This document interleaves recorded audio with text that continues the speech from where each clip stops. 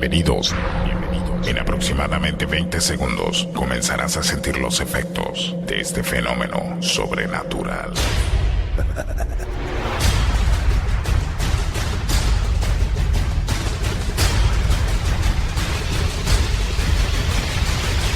Mundo.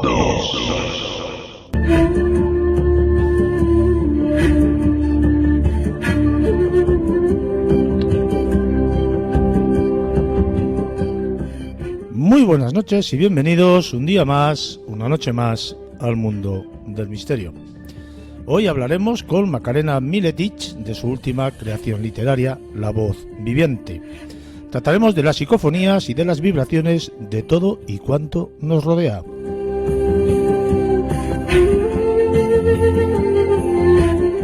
Nos trasladaremos hasta Chile para mimetizarnos con las experiencias ufológicas del músico y compositor José Luis Benlloch.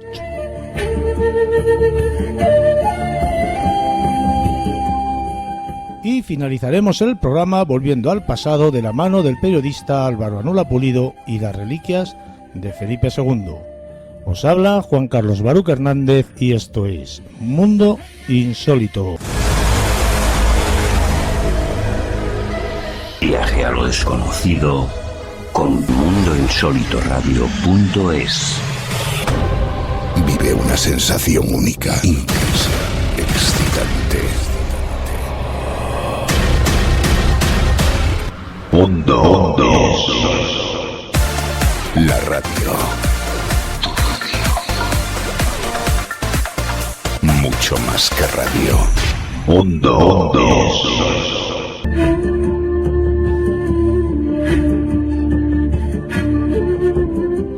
Muy buenas noches y bienvenido, José Luis. ¿Cómo estamos? Muy buenas noches, Juan Carlos. Pues muy bien, aquí desde el infierno de la península. Bueno, José Luis Benlloch, ya lo sabemos, músico, compositor y además experimentado ufológico, ¿no? Y nos vas a llevar a unas experiencias que tuviste a lo largo, creo que de 2 años, en tus viajes a Chile, ¿verdad? Pues sí, vamos a comentar y a compartir con la gente experiencia de 2 años, 2 viajes que hice al desierto de Atacama, a toda la cordillera de Chile, y donde más o menos más condensación de avistamientos hay por aquello de las minas. No sé por qué les trae mucho a los ovnis las minas que hay en la zona de Copiapó, La Serena y todo eso. ¿Y qué tipo de minas son aquellas? Perdona, que no te he oído bien. ¿Qué tipo de minas son? Porque a lo mejor el mineral que sacan de las minas es lo que les llame o que les atraiga más. Gas. Sí, bueno, allí hay de todo. Y por lo general es material y mucho cobre también. Es variopinto lo que hay, sobre todo cobre, lo que se extrae de allí. Yo me imagino, José Luis, que tus experiencias ufológicas no solamente se centren en estos 2 años o en estos 2 viajes que hiciste a Chile, ¿no? Pero sí que vamos a hablar de ello, en especial de la famosa mina, no sé si vas a empezar por ahí, de la famosa mina de los 33, ¿no? De la famosa mina de San José. Pues venga, sí, empezamos por ahí. Bueno, tengo que decirte que mi hija vive allí en Copiapó, la tercera región aérea, en la tercera región de Chile, y justamente por su cargo que desempeña allí, pues es conocedora de muchos lugares y también de mucha gente, entre ellos pues gente ufológica, y curiosamente está en contacto con el que lleva ahora el que enseña allí la mina de San José, uno de los 33 mineros que se quedaron atrapados en la mina durante 69 años. Uh-huh. Y me lo presentó allí justamente en la mina, y gracias a mi hija y tal, pues yo estuve pues prácticamente en las mismas bocas donde se pasaban las comidas, donde bajaban el agua, y también por donde los extrayeron, ¿no? Sobre la nave esta que los extrajo, y delante de la boca. La verdad es que aquello causa un poco de respeto, causa bastante respeto. Bueno, pues aquello me contó este hombre que los 69 días fueron muy duros, muy duros, muy duros, pero hay un tiempo que ellos no controlan. O sea, ellos controlaron hasta un determinado tiempo, no saben qué es lo que realmente pasó de un sitio del tiempo a otro sitio del tiempo. O sea, ese espacio no se sabe. Y además ellos creen que fueron rescatados en otro lugar de donde ellos quedaron atrapados. No lo saben por qué, no lo saben. Luego tengo la otra visión, eso es los que estaban dentro. Y la otra versión que tengo yo de gente de arriba y gente que pues está también en el mundo de la ufología de allí, es que hubo un poquito antes unos días antes de empezar el rescate, de empezar las búsquedas, aquella mina en Las Planadas grandísima, es muy, muy, muy grande, ¿no? Creo que se puede ver también en la película de Banderas que hicieron allí sobre el hecho este, y aquello estaba, pues, el ministro de Minas estuvo los 69 días allí sin irse. Los niños montaron colegios, montaron tiendas, montaron aquello, fue un espectáculo, según he visto yo en diapositivas y tal. Pero el caso que yo te puedo contar es que 4, 5, 6 días antes del rescate dieron orden, bueno, también estuvo allí el presidente Pineda y tal, dieron orden de desalojo. Escucha lo que yo te voy a decir. De desalojo todo alrededor de la mina, toda la parafernalia que estaba allí montada. Todo, tiendas de campaña, de todo. ¿Y a razón de qué? Pues cuando aquello estuvo desalojado, llegaron 2 camiones muy grandes, matrícula americana, súper grandes, trailers, decían que medían bastantes metros, y justamente los pusieron de culo a la boca de entrada de las minas. Descargaron algo. Nadie sabe lo que descargaron, evidentemente. Nadie sabe, descargaron los demás y tal. Y pasó un tiempo y prácticamente cuando ya descargaron y luego volvieron a cargar, se fueron. Y al día siguiente se volvió otra vez a buscar y a perforar hasta que fueron sacados, o sea, buscados y sacados con la cápsula de Fénix. Eso es la teoría. Hubo otras teorías, pero bueno, estas teorías ya... Sí, pero ¿qué hicieron allí o qué aportaron allí los americanos? No lo saben. Hubo gente, yo puedo contar ya que esto, ahora que no nos oye nadie, te lo puedo decir a ti en privado. Te lo agradezco, ¿eh? Alguien dijo que posiblemente bajaron alienígenas. Y sobre todo unos alienígenas llamados chupacabras. ¿Chupacabras? Sí. ¿Con qué sentido? El famoso chupacabras allí abajo. Eso es lo que he oído varias versiones, al estar por ahí he oído varias versiones. Ahora, si es verdad o no es verdad, eso ya no te lo puedo decir. Sí, pero ¿qué sentido tiene que bajen allí a este supuesto extraterrestre? No lo sabemos. Posiblemente a lo mejor estos bajaron para dar exactitud a lo mejor a la búsqueda de donde ellos estaban.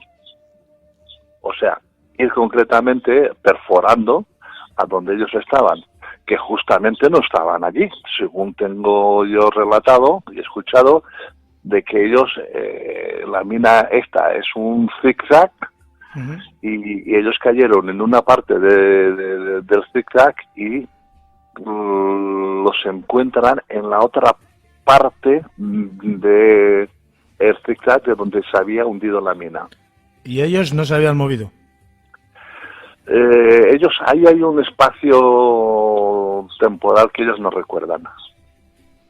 Pero bueno, a raíz, como si tuviera una especie de adopción o algo parecido, ¿no? Que pierdes un tiempo determinado de tu vida, ¿no? Sí. Es que son 69 días que estuvieron ahí abajo prácticamente sin comida y sin agua y sin nada. Sí, bueno, para vivir necesitan agua como mínimo. O sea, tenían poco, pero tenían algo. Sí, pero no, pero a lo mejor era una lata de atún para el día para los 33. O 2 latas. Sobrevivieron todos, ¿no? Sí, sobrevivieron todos. Impresionante. Creo que después han ido muriendo y tal, pero no se sabe por qué, porque estaban todos repletos de... La historia está en que está allí toda la parafernalia chilena, gubernamental y militar montada, ¿no? Para intentar ayudarles a nivel, yo me acuerdo de la historia aquella, a nivel mundial fue un espectáculo, entre comillas lo de espectáculo, y llegan estos 2 camiones articulados americanos, se largan todos, llegan allí, bajan algo de los camiones, se están un tiempo, lo vuelven a subir, se largan y al día siguiente les encuentran. Al día siguiente, no sé si eran 2 o 3 días, empiezan a perforar donde estaban ellos. O sea, la ubicación ya era exacta, porque hubo varios intentos y no los encontraban. Parece ser que los primeros intentos perforaron según donde ellos estaban, o sea, según los cálculos de donde ellos estaban, pero allí ya no estaban. Lo que hicieron los americanos se puede especular, pero no lo sabemos, no lo sabe nadie, básicamente ellos solos, ¿no? Prácticamente eso estará a nivel de secreto, pero fíjate tú, intervino la NASA. Fíjate tú qué poder tendría, porque yo me imagino que aquello sería la CIA también. ¿Qué poder tendrían para echar hasta el presidente de Chile de allí y dejarlo aquello como si fuera suyo? Sí, ahí desapareció en la explanada, que es grandísima. No os podéis imaginar lo grande que es aquella explanada. Desalojaron, allí habían centenares de personas familiares, montaron escuelas, montaron un hospital provisional.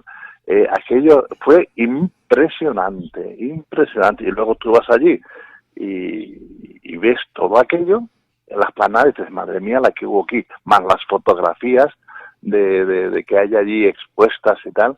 O sea, muy tela. Yo pregunté, pero algunos guardaban silencio, otros se atrevían a decir.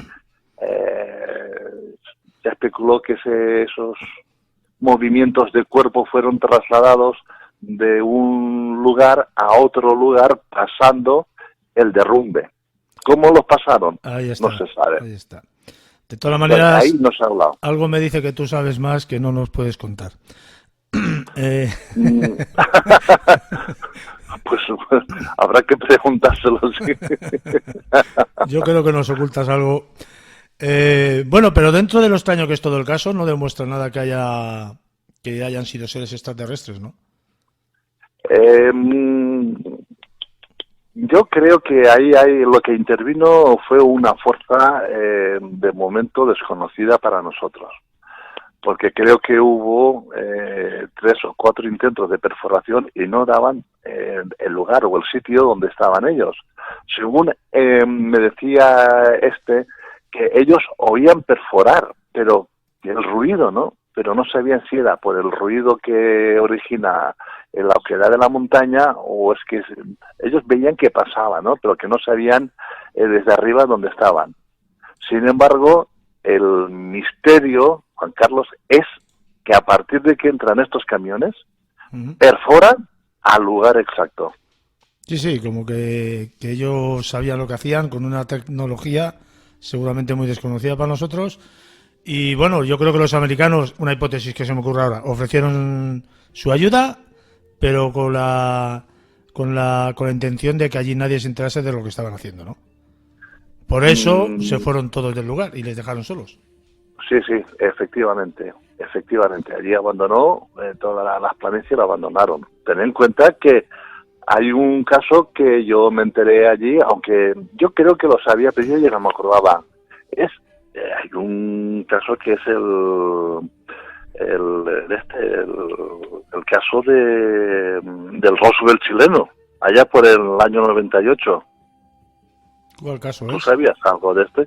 Bueno, pues fue un caso que según me contaron a mí, allí con testigos, se estrelló en el Cerro de las Mollacas, muy cerca de donde yo estuve. Bueno, cerca para nosotros, pero igual está a 1000 kilómetros, ¿no? Porque aquello, como es una longaniza hacia abajo, esa que hay una Serena, ¿no? Hasta incluso aquello fue muy fuerte, porque el ovni en cuestión, o el aparato, se partió en dos. Hubo gente que estuvo fotografiando gente o alienígenas que salían de allí, y vamos, que este fenómeno intervino muy duro el ejército chileno y la NASA, prohibiendo la NASA y obligando a toda la gente que tenía cámaras o que había fotografiado a retirárselas, y por favor que no publicasen nada. O sea, solicitaron que no diesen más publicidad de lo que de los mayores antecedentes del caso. O sea, que pum, que se tapase todo. Esto fue, dices, en el 98 por ahí, ¿no? Sí, esto fue, sí, no recuerdo, creo que fue en el 98, sí. En la provincia sí que la sé porque he estado allí, y es en Coquimbo, al lado de La Serena, y con todo el valle este que hay allí, que es donde mayor un avistamiento de ovnis hay. Y también allí es donde más concentración de observatorios se puede ver. Aquello es el valle del Lerqui, y ahí hay un mogollón. Recuerdo ahora el Pangüe, Mamayuga, Cancana, y hay uno muy especial que es el Solar de Agosto o algo de eso. Por lo que sea, Chile es un lugar muy propicio, porque hace, no sé si 2 o 3 meses, estuvimos hablando también de un caso que ocurrió allí. Y lo más curioso de todo, aparte de que sea un lugar muy propicio para ello, es que en el último caso el gobierno chileno reconoció que había habido unas extrañas luces, una especie de naves no terrestres circulando un puerto. No sé ¿Te refieres al de los aviones, al de Antofagasta? Sí, señor, a ese mismo. Sí, ahí estuvo Lance, la compañía y tal. Sí, eso fue un caso Pero bastante... es que fue el gobierno que lo reconoció. espectacular. O sea, el gobierno lo reconoció, evidentemente 2 o 3 días después lo desmintió, pero de primera reconoció que allí había algo extraño, cuando menos. Sí, no, algo extraño no, o sea, que es que está todo grabado en las torres de control, está todo grabado, y además fueron interceptadas también y las pasaron, o sea, que no podían mentir el gobierno, porque realmente había gente que tenía las grabaciones, que se les hubiese visto un poco apretado el gobierno si desmiente eso. Yo creo que lo desmintieron a nivel oficial. Primero sacaron un comunicado oficial reconociendo que allí había algo extraño. Y luego a los 2 o 3 días me parece que lo desmintieron también, Pero bueno, ya habían dicho que allí estaba. por si se lo desmintieron por si y tal, y luego ya tú date cuenta que allí hay avistamientos que no te lo puedes imaginar, Juan Carlos.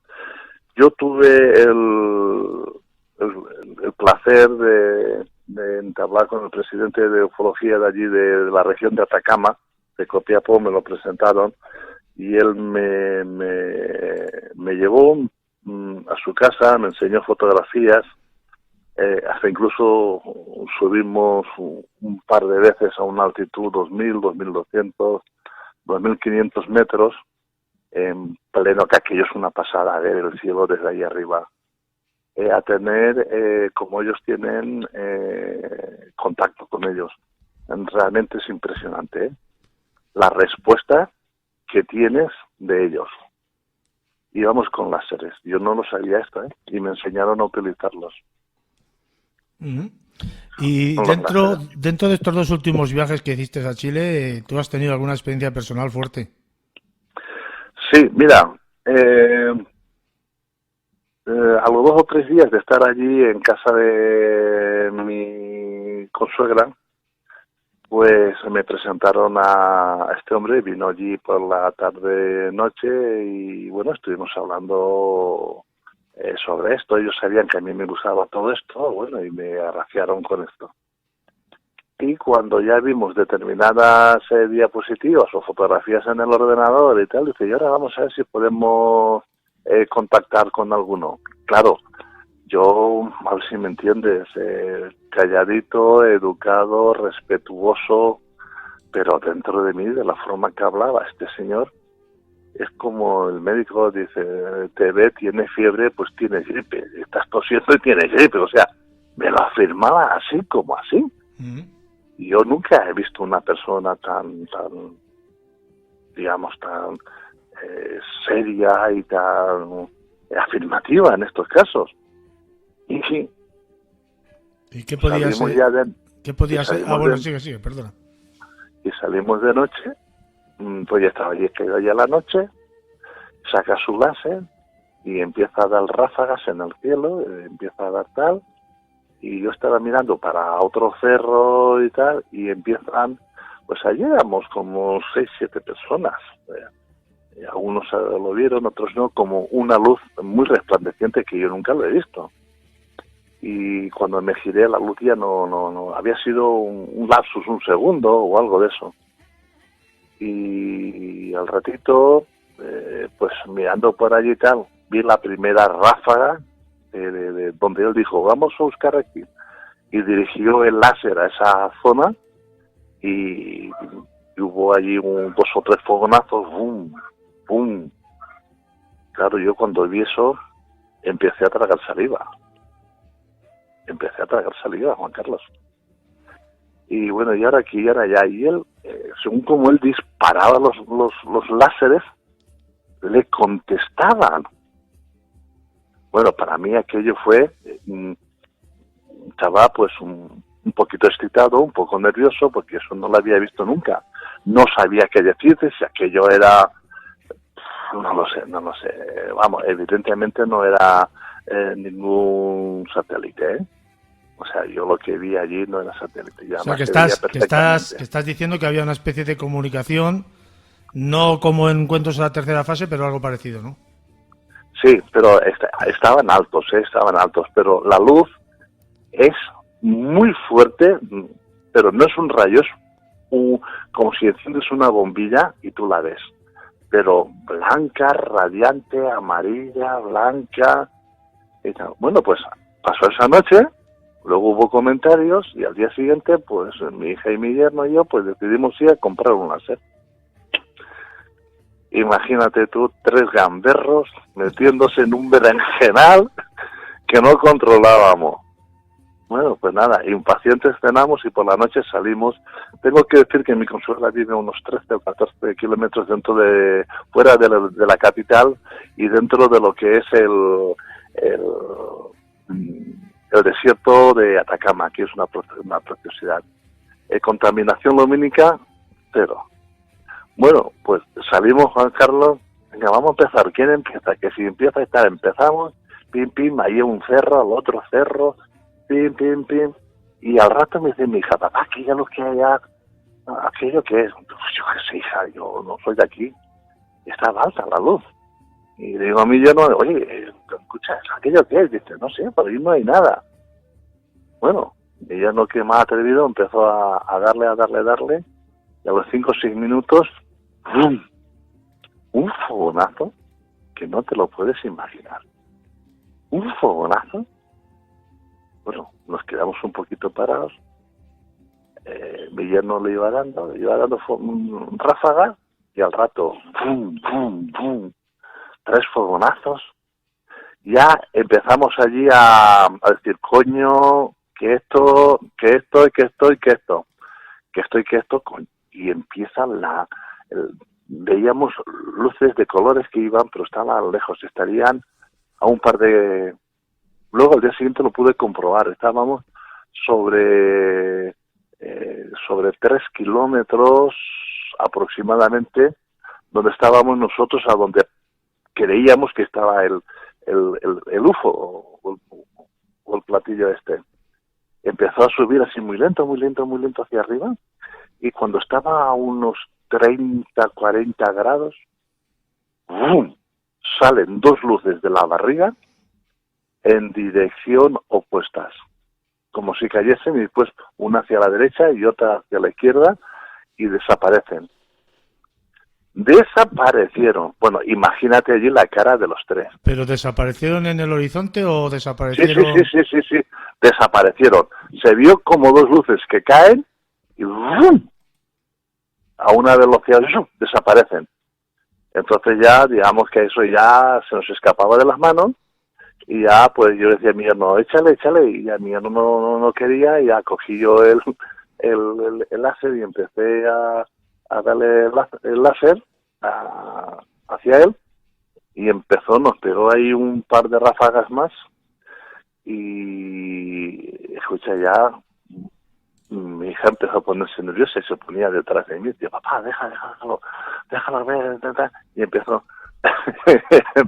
allí. Yo empecé a sudar un poquito, ¿eh?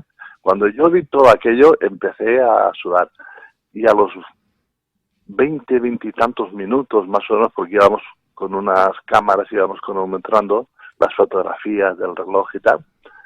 Entonces vimos que una de las dos, digamos, de las dos naves que salieron, apareció en un punto, creo que fue la primera a la izquierda, se quedó estática, luego apareció otra en sentido opuesto, pero más arriba, y luego se unieron las dos y se metieron dentro de del punto este que veíamos con luces de todo colores, pero no te puedo decir qué color eran, porque al estar lejos,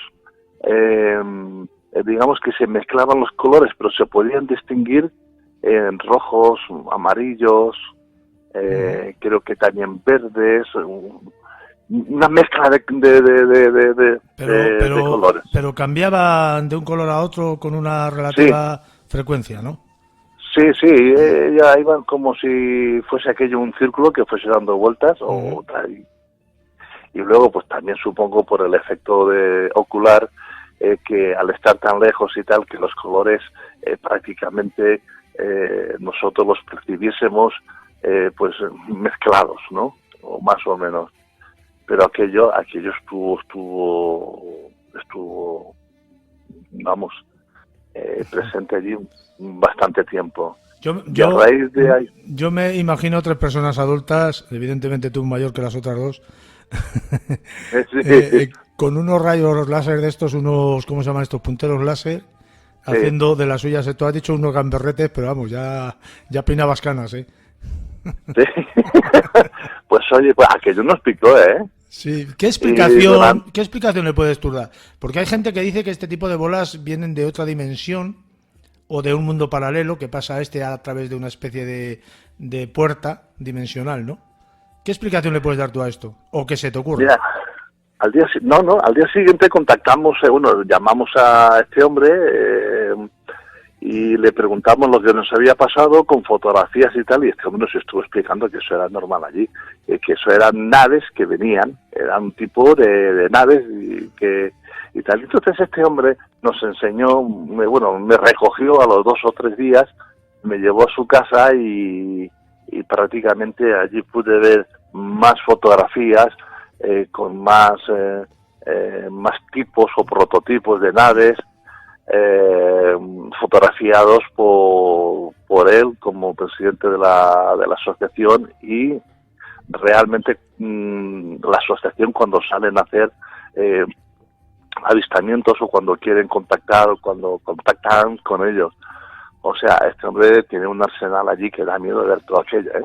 Fíjate que se me está ocurriendo ahora que estás hablando de esto, y uniendo con el caso anterior de los famosos 33 de la mina de San José, que tú has dicho que estaban en un lado del zigzag que hacía la mina por dentro y aparecieron en el otro lado del zigzag que en el medio estaba hundido, por lo tanto no había posibilidad humana de pasar de un lado a otro.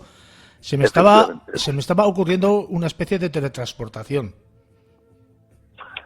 pues hombre, podemos divagar todo lo que queremos. Me refiero Todo lo que también, queramos. me refiero también por el tipo de bolas estos que aparecen de repente y que no se sabe de dónde salen.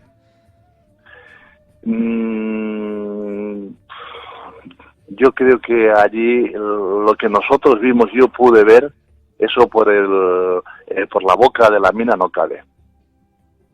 Sí, pero me Si refiero... estamos hablando de otras dimensiones, yo ahí ya, digamos, a lo mejor podemos estar ahí con un cubata debatiendo, ¿sabes lo que decirte? Yo te puedo decir los misterios que a mí me han dicho, me han comentado, se supone, algunos que a lo mejor se han ido de algún comentario, que han estado allí presentes, se han hecho algún comentario, otros que lo han recogido, y todo esto. Y luego hay un caso muy fuerte que sí que lo puedo comentar, que es el de mi consuegro. Mi consuegro es un ingeniero de minas y caminos que llaman aquí, pero allí son perforistas también. Y ha estado toda la vida perforando minas por donde van las vetas, para que los mineros pues vayan, digamos, siguiendo las vetas. Y ha estado pues toda la vida pues a 3.000, 5.000 metros, depende del material que estaban buscando en la mina. Y me contó, porque él, cuando empezamos su hijo y yo sí a hablar, y mi hija y tal, bueno, pues él decía que bueno, tenía una pequeña sonrisa entre los labios, y me dice, mira, no, contale a José Luis lo que te pasó allá en tal sitio, que no recuerdo el nombre, y al final se atrevió a contarlo, y me contó que estaban a unos 4.000 metros de altura aproximadamente, y por la noche, después de cenar, él observaba que cuando suben una cuadrilla o una cuadra, que llaman cuadrilla, suben, y sube pues topógrafos, ingenieros, perforistas, pueden subir 15, 20 personas, y entonces hacen como 2 o 3 tiendas de campaña grandes, que a lo mejor se tiran 2 semanas, bajan una, se tiran 2 o 3 semanas, arriba y tal. Y él veía que la cocinera, después de cenar, decía, voy a fumarme un cigarro. Y salía casi todas las noches a fumar fuera de la tienda, y se quedaba un rato pues largo. Y dice, esto me llamó la atención y tal. Y una noche que estaba por allí, digo, te acompaño. Y dijo la señora cocinera, dijo que no, que ella prefería estar sola y tal. Tanto le insistí, porque también quería que me diese un poquito el aire por la noche y tal. Tanto le insistí que dice, bueno, vale. Y estábamos allí fumando, y me dice ella, mira, yo voy a salir sobre unos 200 metros de aquí del lugar, me voy a adentrar para allá, y ya, pues bueno, pues ya nos vemos mañana. Y yo, no, te acompaño. Y mi consuelo, te acompaño. Quería saber por qué se iba para allá y que estaba haciendo frío allá arriba y tal. Y la mujer, él vio que la negativa de la mujer era por algo que a él le picó. Y al final le dice, bueno, si me acompañas con una condición. Él le dijo que qué condición era. Y dijo, que veas lo que veas, sientas lo que sientas, te estás quieto y sin moverte. Entonces yo me asusté, porque digo, pues será algún animal o será, pues no lo sé. Tanto lo insistí que me dijo que ella iba allí y contactaba con alienígenas allí arriba. Y me dijo, bueno, pues yo me quedé un poco sorprendido, y la verdad es que tanto le había insistido que no le había, que ahora mismo no me iba a echar hacia atrás. Total, que fuimos caminando, de pronto pues Rafa se para y dice, estate quieto que están ahí ya, párate. Y dice que a los pocos segundos, dice, a una distancia aproximadamente unos 300, 400, 500 metros, de 300 a 500 metros nocturnos, se vio una bola de luz, y no sé cómo ni por dónde en cuestión de milésimas de segundo, tuvo un ser delante de mí a unos 30 metros. ¿Pero le vistes tú también? No, mi consuegro. No. Todo esto es la historia que me cuenta él cuando Ajá. estuvo allí arriba. Ujú. Un ser de luz que no sé lo que medía, pero era alto. Yo estaba paralizado, me cuenta, no doy crédito a lo que estoy viendo y de golpe y porrazo me pongo un poco nervioso y fue desaparecer el ser y el punto de luz, pero en menos 10 milésimas de millones de segundos. Qué barbaridad, ¿no? Sí, mucho. Yo me quedé así, luego estuve hablando con él y yo se lo comentaba y decía, te lo puedo jurar por lo que más quiera, porque he estado toda mi vida en todos los cerros y buscando esto, o sea, perforando y tal, y yo nunca he visto nada como esto, ni hemos visto ni nada de nada. Vamos, que no soy de los que creo ni de los que sigo estos programas ni leo. Y además es un hombre serio, es un hombre con cultura, o sea que es un hombre. Mira si hay allí cosas en Chile, sobre todo para coger y hacer ufología allí. Pues uno de los próximos viajes que hagamos de vacaciones intentaremos visitar Chile, que por desgracia para mí no lo conozco. Mira que he estado cerca, pero en Chile no he estado nunca. Pues en toda la cordillera aquella, hombre, te recuerdo que allí también hay varios centros de poder que hasta incluso algunos lamas los han visitado, y unos lamas han ido también a visitarlo. Y también te puedo decir que en toda la cordillera andina, aquello es, tú vas por la autovía y de golpe porrazo ves un intermitente raro, ¡fum! Y te pasa un ovni por la autovía, ¿sabes? Aquello es, las 2 veces que yo he ido a Chile, bueno, Juan Carlos, aquello es meterte por la noche, y hasta incluso de día, hay fotografías, me han enseñado fotografías de día, o sea, los son verlos, pero de día, a centenares de metros, ya no a kilómetros, sino a centenares de metros, a pocos metros. Date cuenta tú la cantidad de avistamientos que hay allí. Y si quieres, y tenemos tiempo, te cuento la última. Pues venga, si tenemos 5 minutos más, dalo por hecho. Sí, te lo cuento rápido. Uh-huh. La última vez que fui, el año pasado, contacto con Leo y me dice, pasado mañana vamos a subir a hacer un avistamiento y tal. Vale, muy bien. Hemos recibido a través de una chica y tal que vamos a tener contactos y tal. ¿Te quieres venir? Y pues muy bien. Total que se lo digo a mi hija y mi hija dice, pues yo también voy. Yo también voy. Imagínate, aquí en Navidad y allí también en Navidad, pero en verano, en el desierto. Verano, manga corta y tal. Bueno, pues pasan a recoger, nos quedamos a las 6 de la tarde porque había que subir ahí a 2.000 y pico metros y ahí pues subir está un poco complicado, no son autovías ni carreteras como aquí. Bien, y me dice, papá, ¿ya lo tienes todo, la ropa y tal? Digo, pues, ¿qué ropa? Pues el láser y tal. Dice, te hemos conseguido una chaqueta de abrigo de mi suegro, de estos de subir arriba y tal. Digo, pero cariño, pero si estamos en verano, papá, que esto no es y tal, que esto cuando subamos y por la noche y tal. Venga, va, que sí, tal. Bueno, yo haciéndome el remolón, pues bueno, pues me pongo pantalón largo, cojo la chaqueta y nos vamos para arriba. Pero se me olvidaron los calcetines. Mira, muchachos, subimos para allá arriba y empieza a caer la noche y empiezan los pies a ampliarse. Bueno, no te lo puedes imaginar. Bueno, al final de toda esta pequeña anécdota, empezamos allí la gente a dar ráfagas y tuvimos 19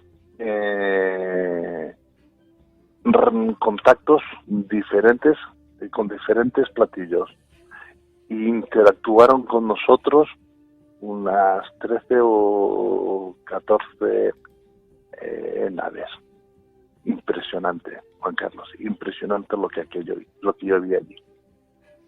Impresionante. Yo, si te soy sincero, te envidio, por las experiencias que tienes. Sí.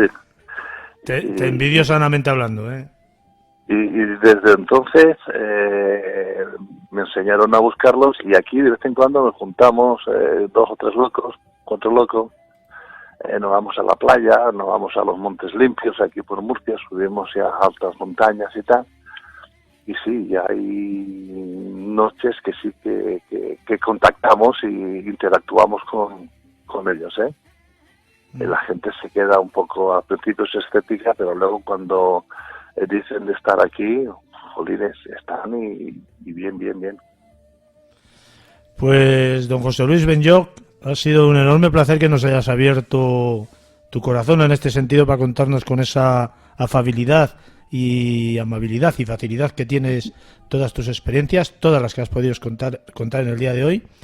Y bueno, te emplazo para un futuro programa que nos sigas ilustrando con estas experiencias tuyas ufológicas, que a mí me parecen maravillosas y por lo que entiendo, para ti son muy satisfactorias, ¿verdad?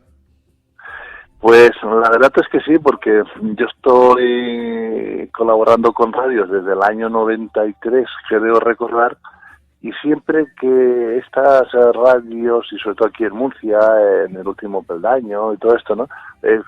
Cuando se tocaban programas de ufología y tal, nunca me ha llamado la atención, hasta que fui hace 3-4 años a Chile y empecé a ver todo esto, pero en plan real. No en plan me han dicho, en plan he leído en internet, en plan he leído en libro, sino in situ. Entonces, claro, al ver todo esto in situ, conmigo ha despertado pues un interés extraordinario. Pues yo te lo dejo ahí. ¿Sabes jugar al mus, no? No. Bueno, pues... he leído, pero he visto jugar, pero no. Bueno, aquí en Castilla, en la zona de Valladolid, se juega bastante al mus. Y sí, yo no te hago un envite, te hago un órdago para que en un próximo programa nos sigas contando tus experiencias. Para mí pues son maravillosas y además abren la mente a que todos esos monstruos que nos enseña Hollywood, que normalmente los extraterrestres son malos, a lo mejor no son tan malos. A lo mejor somos peores nosotros. Tengo que decirte que no te fíes. No. Según me dijeron a mí, son muy buenos, pero no te fíes. ¿Sabes? Me dijo una vez un señor ya mayor, entonces, no te fíes ni de tu sombra, porque tu sombra se mueve al son del sol que más calienta. Y aunque tú te creas que la tienes detrás de ti, igual la tienes de lado. Sí. Me explico, y es tuya y va contigo, pero no te fíes ni de tu sombra. Don José Luis, un fuerte abrazo y muchísimas gracias por todo. Pues a ti, a los oyentes, y que el programa, pues a disfrutar de todo lo que hacéis. Un abrazo. Viaje a lo desconocido con mundoinsólitoradio.es. Vive una sensación única, intensa, excitante. Mundo. La radio. Mucho más que radio. Mundo.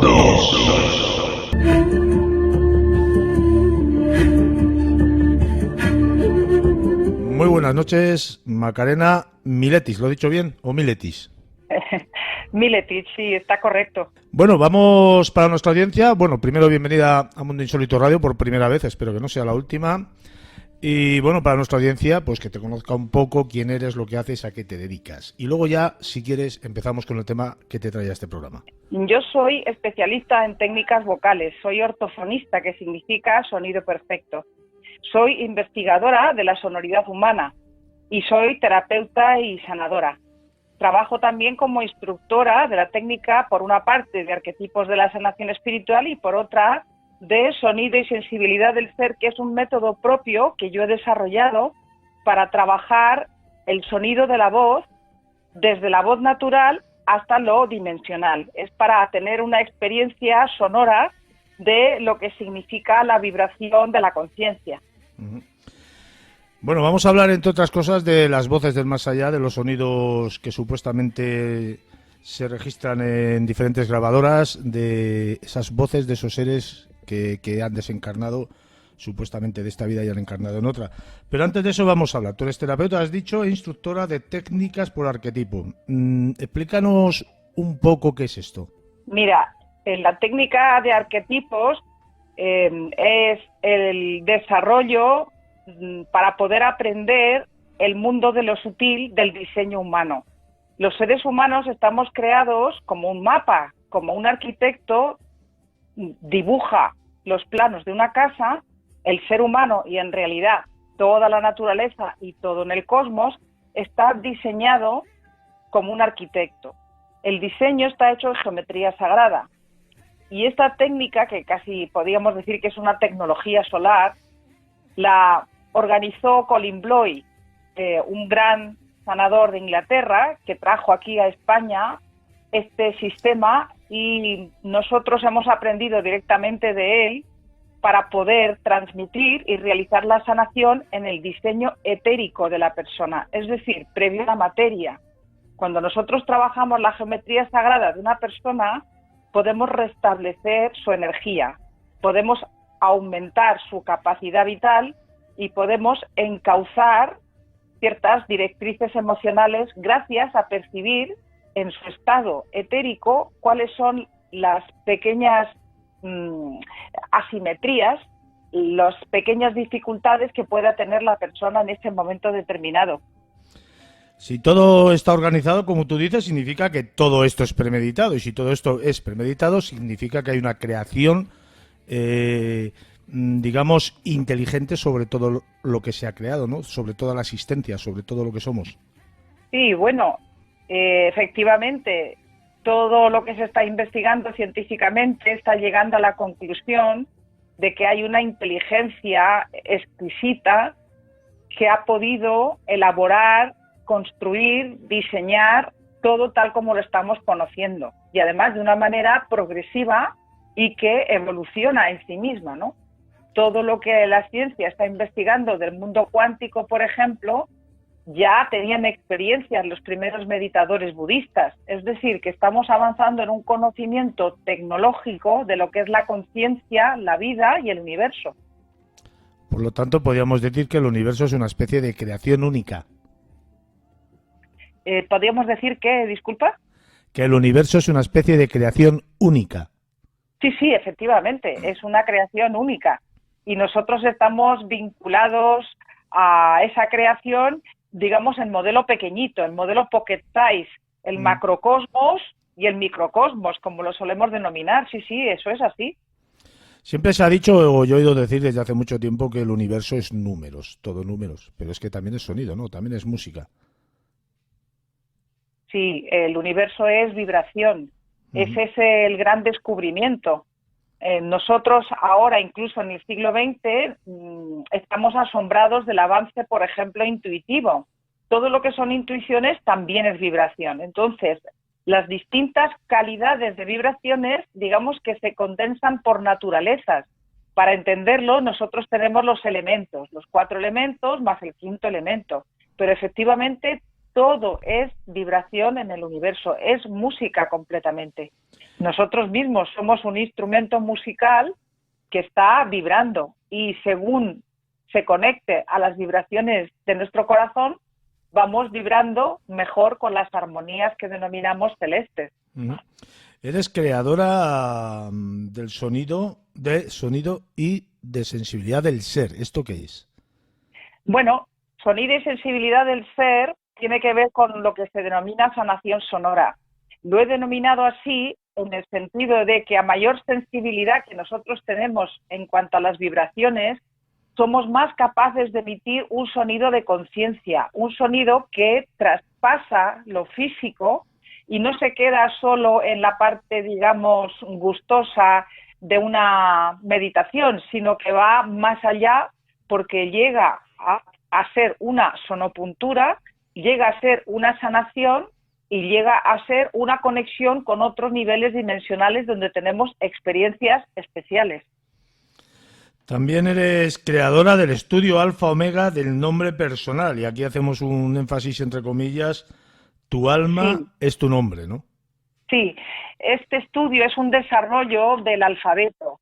Precisamente al trabajar la voz y trabajar las letras, al trabajar como ortofonista desde la parte artística del teatro, el cine, la televisión, los vídeos y todo esto, lo que fui descubriendo es a través de grandes poetas y de grandes estudios lingüísticos cómo tenían cierto valor tanto las vocales como las consonantes. Y a partir de ahí desarrollé el proceso de identidad a través del nombre personal. Cada persona tiene un nombre que está marcado por el nombre y los dos apellidos, es decir, por una genética, y dentro de esa alfabeto que está sonando toda la vida, la persona tiene unas vibraciones que le están ayudando a realizar su misión en todas las etapas de la vida. Entonces, hemos descubierto, por ejemplo, que cuando una vocal aparece o una consonante aparece 3 o más veces, es una cualidad que la persona trae ganada desde otra vida. Es decir, que esa persona, en otro tramo de la existencia del alma en este planeta, ha realizado una labor interesante que le ha supuesto un tesoro, es como un rédito bancario del alma, y ahora tiene más de esa esencia. Por ejemplo, la A tiene que ver con la espiritualidad, con la conexión del sol y con la irradiación de algo energético sutil.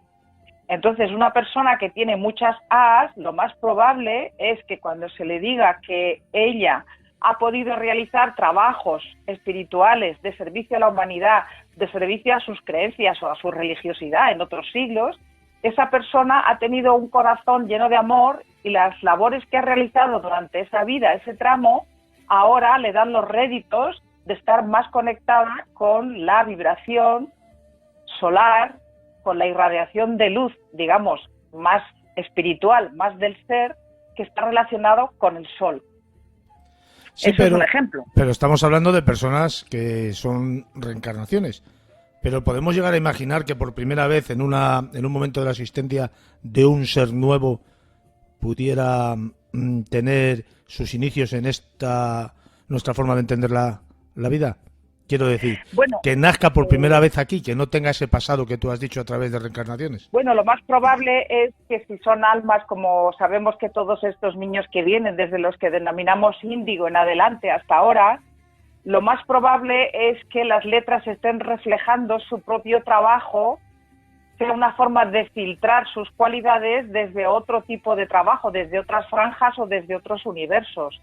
El filtro en las letras tiene que ver con una forma de poder comunicarnos a través de vibraciones vocales. Ya sabes que es el chakra 5. Es decir, que estos niños nuevos, aunque no tengan ese pasado de encarnaciones, sí que es posible que su ser, como lo denominamos, tenga un trabajo evolutivo que ahora está plasmando aquí en el planeta Tierra. Y eso es importante. Por lo tanto, las vibraciones que acumula en su nombre, aunque no sean de encarnaciones anteriores terrestres, pueden provenir de un filtro de sus cualidades como ser. También eres especialista en viajes a los zodiacos terrestres, en particular sobre el zodiaco terrestre Barberá, ¿no? Creo que te pone ahí en el libro. ¿Qué es esto de los zodiacos terrestres? Los zodiacos terrestres son un fenómeno energético plasmado en el paisaje. Del mismo modo que a lo largo de todo el planeta sabemos que hay como 7 chakras principales, por ejemplo, uno es el monte Kailas, otro es el lago Titicaca, por ejemplo, donde va cambiando la focalidad de la energía según el giro y según entramos en la era de Acuario, por ejemplo, pues de ese mismo modo que hay esos puntos energéticos como chakras, hay otros puntos energéticos focalizados a través del diseño zodiacal. Y esto se repite sobre todo en Francia y algunos, y en Inglaterra especialmente. Toda Inglaterra está llena de varios zodiacos. El más conocido es el de Glastonbury, en Inglaterra. Glastonbury, que representa además el chakra de corazón de la Tierra. Y Glastonbury significa ciudad de cristal, es decir, ciudad transparente. Entonces, teniendo la energía del chakra del corazón y la ciudad llamándose Glastonbury, es decir, ciudad transparente, podemos ver un poco la importancia de estos zodiacos. La suerte que tenemos aquí en España es que el zodiaco de Barberá, que se puede visitar, y realizamos unos viajes preciosos de crecimiento personal para encontrar el grial, el centro de la persona, es la posibilidad por radiestesia de testar las distintas energías de los signos que están plasmados en el paisaje. Y en Barberá se da la circunstancia de que está justamente el signo de Aries. A su alrededor hay varios signos más. No tenemos todos los signos porque el paisaje, claro, por todas las partes donde no están las pequeñas poblaciones, pues es un poco más agreste. Pero energéticamente sí se pueden testar todos los signos. En cualquier caso, visitar los signos, realizar las meditaciones y el trabajo de crecimiento personal, de conexión con las partes positivas de estos signos zodiacales representados en el paisaje, es una verdadera maravilla, es un placer inmenso, es precioso, es algo muy interesante. En este sentido, se comprende que visitar el zodiaco terrestre es un equivalente a hacer el peregrinaje a Santiago de Compostela, para que tú puedas entender un poco el camino. El camino de Santiago es un camino de estrellas que tiene que ver con la Vía Láctea, y aquí es como que en la orientación del planeta hay varios puntos que han tenido la posibilidad de ver focalizadas las energías zodiacales, y algunos de ellos plasmados más directamente en el paisaje, como es el caso de Barberá. Esto nos ha permitido, todo este preámbulo, conocerte un poquito más a lo que te dedicas y lo que haces, pero si te parece vamos a hablar de la voz como signo de identidad individual, y a la vez creo yo que también un signo de identidad colectivo, porque estamos viviendo una sociedad estructuradamente armónica, aunque a veces parezca lo contrario, pero también vamos a hablar de la voz como vibración, que tú lo has dicho antes muy bien, como un elemento sustancial que profundiza desde nosotros y hacia nosotros. ¿Va así un poquitín el libro del que estamos hablando, que tú has escrito? Sí, el libro tiene que ver con este aspecto que tú dices de comprender la voz desde uno mismo hacia adentro, y después presenta un abanico de varias posibilidades, de varias actividades que el hecho de tener vibración en la voz nos aporta dentro de la sociedad. Por ejemplo, el ser humano está en la cúspide de la evolución en cuanto a sonoridad. Aunque los animales tienen pequeños lenguajes y se comunican entre sí, sabemos que la culminación de la sonoridad está en el ser humano. Y una de las cosas que presenta el libro, por ejemplo, es la anatomía sutil para la voz viviente, es decir, la geometría que está previa a la materia, siguiendo un poco el aprendizaje de los arquetipos. Yo me planteé cuál era la geometría especial, sutil, invisible, que estaba previa a la materia para que nosotros pudiéramos tener la capacidad vocal de expresarnos a través del lenguaje y de cantar. Y efectivamente, esto es absolutamente novedoso. Es el primer libro que habla de la anatomía sutil de la voz. Es decir, ¿cuáles son las geometrías? Por ejemplo, el cuerpo humano tiene 3 cajas. Una caja elíptica, que son las piernas, una caja rectangular, que es el tronco, y una caja circular, esférica, mejor diríamos, más que circular, una caja esférica que es el cráneo.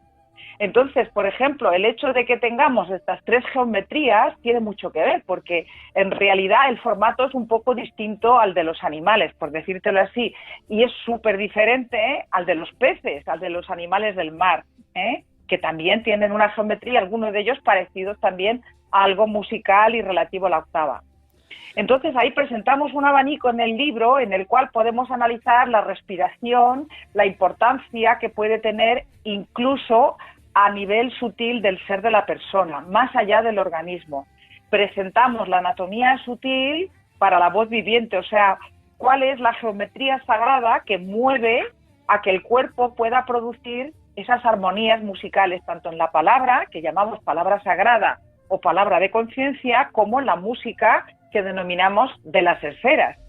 ¿Cuál es nuestro papel como instrumento musical en un planeta maravilloso llamado a progresar en evolución?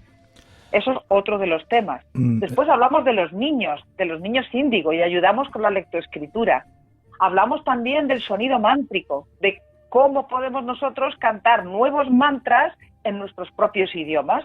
Y estamos preparando ya el estreno de varios mantras en idiomas vernáculos, en nuestras propias lenguas, con una sonoridad nueva, con respeto y admiración a los ancestros y a todo el trabajo hecho en el sonido mántrico, en los mantras, en las distintas culturas, y aportamos algo novedoso. Y así pues tenemos varios temas más. Uno de ellos es el de las psicofonías, por ejemplo, el fenómeno de lo que sucede cuando las personas Macarena, consiguen que se quede grabado algo a través de los medios mecánicos que nosotros tenemos. Macarena, permíteme, antes de profundizar en el tema de las psicofonías, que lo vamos a retomar más adelante, seguir con esto que estamos hablando, ¿vale? Yo todo lo que estás contando es fácil de entender, pienso, pero necesitamos también una respiración profunda y armónica. Sí, como te comento, la respiración es uno de los primeros capítulos que menciono, y ahí lo que hemos desarrollado es la respiración supraconsciente, es decir, cuando nos planteamos que el sonido llegue no solamente al organismo o al campo áurico, sino que tenga una capacidad mayor, lo que he descubierto es que la respiración también progresa, tiene que estar justamente en armonía con los niveles de energía que queremos trabajar. O sea que efectivamente tienes razón, hay que trabajar en una respiración armónica, y yo propongo varios ejercicios. Hago un recorrido por distintas culturas y escojo un ejercicio de respiración, y después propongo la respiración de la rosa, por ejemplo. Como algo novedoso, es un símbolo para ver cuál es la forma de respirar que nosotros podemos administrar para realizar un sonido de calidad, no solo humano, sino un sonido que tenga que ver más con el ser multidimensional que somos. Fíjate que estamos hablando, o estás hablando tú principalmente, de que todo tiene sonido, tiene vibración y tiene una identidad individual. No todos nuestros órganos, pues bueno, tienen este movimiento, tienen un sonido y tienen también una vibración, porque todo lo que se mueve tiene vibración. A través de la alteración, o de la atención, mejor dicho, y el estudio continuo y constante de nuestros órganos, de su sonido, de su vibración, de su movimiento, a través de esta atención que podemos prestar, podemos llegar a saber cuando un órgano enferma, y podríamos llegar a saber cómo ayudarle a sanar. Sí, mira, desde la medicina china, por ejemplo, Mantak Kia propone una serie de ejercicios dirigidos a los órganos. Yo lo que hago con eso es como hacer una panorámica respetuosa y de avance, en el sentido de el sonido, si lo aplicamos de manera terapéutica, digamos que es para el organismo. Si lo aplicamos de manera sanadora, tiene que ver ya con la luz que somos, es decir, con el campo áurico. Y ahí también introducimos las funciones. Ahí además avanzamos en el nivel emocional, en el nivel mental y en el nivel de identidad del ser, que es un poco lo que tú estás hablando. Efectivamente, la experiencia, por ejemplo, uno de estos días, al trabajar una canción especial en este sentido de lo terapéutico a lo sanador, pues ayuda, por ejemplo, a que lo que sobra en la piel se caiga directamente, por ejemplo. Y esto ha sido una experiencia de hace unos poquitos días. El sonido siempre actúa como un láser porque forma parte de la luz. Es un aspecto sonoro de la vibración lumínica. Entonces, por ejemplo, el sonido aplicado a los órganos lo podemos hacer como un láser, lo hacemos con una sonopuntura, por ejemplo. Si avanzamos en eso y lo trabajamos en el campo áurico y más allá, estamos trabajando en esas proporciones armónicas de las que tú mencionabas al principio, y estamos haciendo que las octavas avancen y haya una retroalimentación desde el nivel sutil del sonido luz hacia el cuerpo. Y claro, se sanan las células, se sanan los organismos, se sanan los órganos en concreto y las funciones incluso. Realmente, como tú manifiestas en cuanto a lo que es el sonido y la luz, es algo fantástico, es algo fascinante además, ¿no? Y estamos hablando de que la voz sana, pero también hay una voz insana, ¿no? Sí, las voces insanas pueden tener que ver con elementos de salud que están en carencia. Por ejemplo, en las mujeres, en los momentos de la menstruación, al bajar varios componentes químicos, la voz pierde tonalidad y pierde vitalidad física.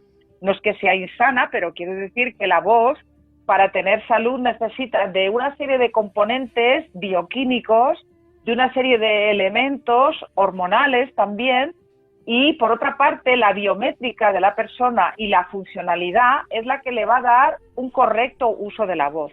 Las voces insanas también pueden tener que ver con una estructura conductual.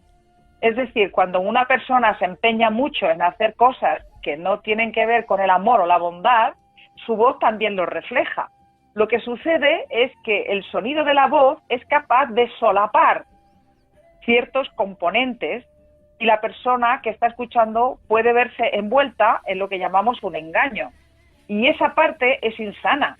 Tiene que ver con la emoción y con la intención. Pero efectivamente, una voz insana realmente puede ser muy perjudicial tanto para la persona como para los que escuchan. El tercer parámetro sería una voz conectada. Lo que pienso, lo que digo y lo que hago. Entonces ahí tendríamos 3 parámetros: la voz sana, la voz insana y la voz conectada.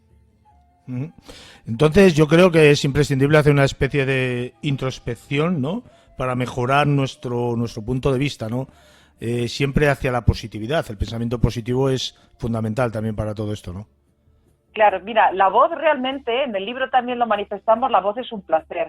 Cuando tú vas trabajando, por ejemplo, las afirmaciones, cuando trabajas el sonido de tus chakras en un curso, en un taller de los que hacemos, cuando tú entras en la experiencia de una sonoridad que se conecta, que se empieza a limpiar porque está conectada con tu propio ser, te cambia todo, te cambia la cara, brilla la piel, uno se siente más a gusto con uno mismo, tiene más ganas de abrazar al componente, al grupo, a las personas que están alrededor. Entonces, el hecho de poder hacer esa introspección nos lleva a que estés más a gusto con tu voz, y eso es lo que llamamos la identidad. No solo en la moda, que me gusta el color rojo, me gusta el azul marino, sino que la forma de expresar mi propio ser esté conectado con lo mejor de mí, porque estoy puliendo todas las otras partes y mi voz lo va a reflejar. Cuando nosotros respiramos, Macarena, respiramos vida, evidentemente, pero ¿la vida nos respira a nosotros? Sí, yo lo que he estado viendo, esto también tiene que ver con una meditación profunda de todos los maestros, las grandes culturas, por ejemplo en el budismo. Cuando nosotros estamos haciendo el ejercicio de respiración y llegamos a un punto de somatoestésica y vemos que estamos como en una balanza, empezamos a ver que es la vida la que nos está respirando a nosotros. Estoy de acuerdo en que eso es así y eso de alguna manera nos hace sentirnos conectados. Según avanzamos en estos procesos de respiración y de experiencia sensorial a través de la respiración y el sonido, nos sentimos más a gusto y más conectados con la vida, y eso tiene que ver con una parte de la felicidad, porque si nos encontramos bien, somos más felices. Sí, claro, pero es muy difícil, ¿no?, que tengas un contratiempo, digamos, grave en esta vida y buscar la parte positiva de ello, ¿no?